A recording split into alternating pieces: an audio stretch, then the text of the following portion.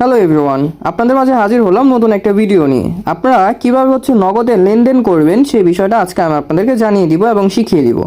নগদে লেনদেন করতে হলে অবশ্যই আপনারা কি করবেন, প্লে স্টোরে গিয়ে আপনারা নগদ অ্যাপসটা ডাউনলোড করে নেবেন।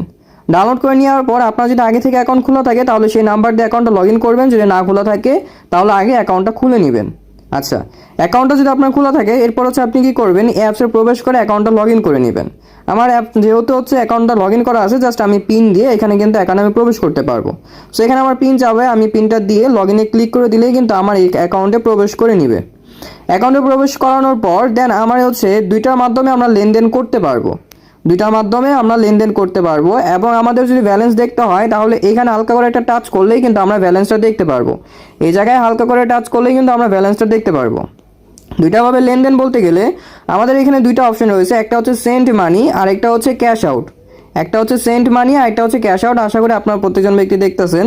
এই সেন্ড মানি হচ্ছে কি, সেন্ড মানিটা হলো আমরা যদি কারোর পার্সোনাল নাম্বারে টাকাটা সেন্ড করতে চাই তাহলে সেটা সেন্ড মানি করতে হবে। আর যদি কোনো এজেন্ট নাম্বার মানে কোনো দোকানের নাম্বার যদি আমরা টাকা সেন্ড করতে চাই তখন আমাদের ক্যাশ আউট করতে হয়। সো সেন্ড মানির বিষয়টা আগে আপনাদেরকে দেখিয়ে দিই। সেন্ড মানিতে আমরা প্রবেশ করব।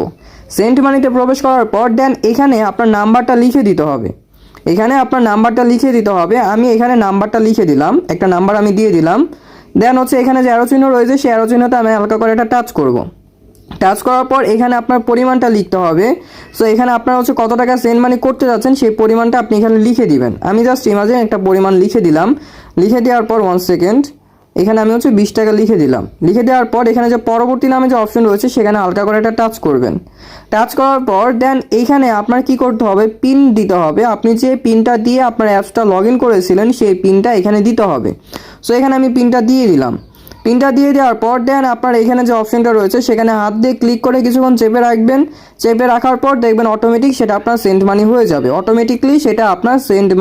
যাবে। এই ছিল সেন্ড মানির বিষয়।